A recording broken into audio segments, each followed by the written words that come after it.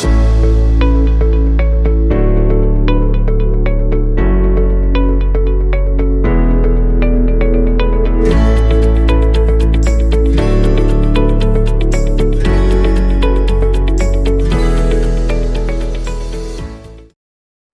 grade 12s, welcome back to our series of videos, calculus provided by Dubs Mathematics. So we're finishing off differentiation. So in the previous videos, we were looking at introduction to differentiation using the differentiation rule. And then we covered a couple of examples where we were looking at questions involving sets, and then where we've got fractions, and then we covered how to tackle all of these questions. And then in this session we'll be looking at covering a couple of more examples on differentiation. These are exam type questions, so they are very, very important. If you can master them, it will be good to go in an exam. So let's look at the first. So it's going to be 6 examples in total. Let's look at the first example. So all of these questions, they say determine the derivative, but then they ask this in different ways. Like for example here, they provide the deal with that.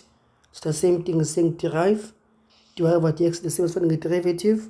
G prime of x, the same thing.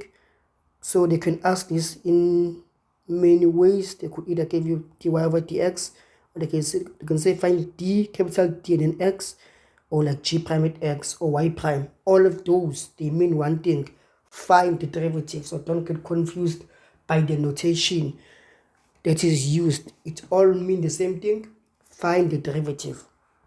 So let's look at the solution of the first question. So we're given that dx is this, or they're saying find dx. So this is saying let's find dx of this function. So find derivative with respect to x of this function. So what we do first, we note that we've got that squared here. So we've got basically 2 brackets here. So we first need to simplify this, get rid of all these brackets, and then in fractions, then we can derive. So let's do that. We've got dx. So I'm gonna put a square bracket, and then we know that this squared means that's the same as 1 plus 1 over square root of x times 1 plus 1 over square root of x, because of that squared. So I'm putting these square brackets just to differentiate between, or to distinguish between these 2 brackets. And then you're going to multiply out what is inside the square bracket. So 1 times 1 will give us 1, plus 1 times square root of 1 over x will give us 1 over square root of x. That one will give us positive 1 over square root of x. Then multiplying these 2 will give us 1 over x, because 1 over square root of x times 1 over square root of x, multiply that gives us 1, that and that gives us x. Okay, and then now the next step will be to add the like terms, which happen to be, so those will give us 2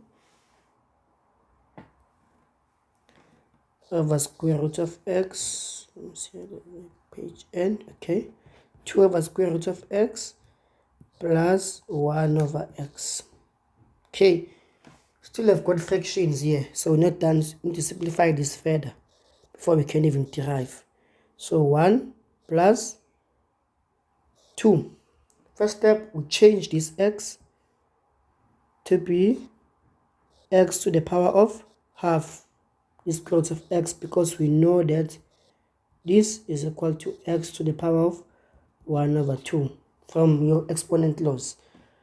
Okay, so we've done that, and then here we still have that plus 1 over x. But now we still have fractions. We need to get rid of the fractions. So we're going to do this. We're going to move this x to the numerator. So we're going to have negative exponent. Then we do the same here. We move this x to the numerator. We'll get -1. So you see now, do we have any fractions? Or do we have any x in the denominator? No. Do we have any sets? No. So I've got everything. We've got all our x's in the numerator with exponents. So we can now derive. So this is saying that find a derivative. So when we start deriving, we're just going to drop this because it's an instruction. So we're going to drop it because now we are deriving.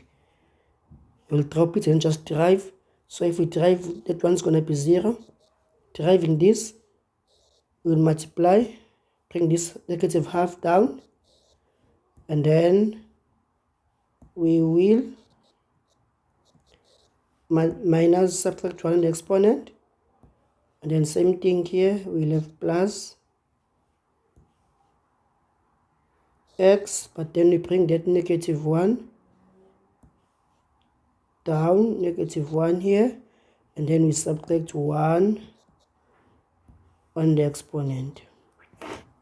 So in the end, we'll end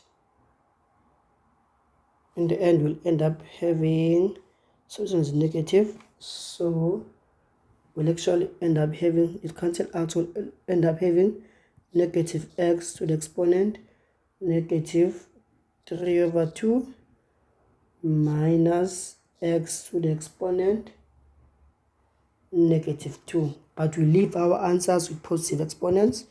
So we're gonna move a step further and then put this in the denominator, x, then we'll change the exponent. And same thing here, the exponent will change to be positive 2, not negative 2. And just like that, we are done with our answer. Important step, simplifying before you differentiate.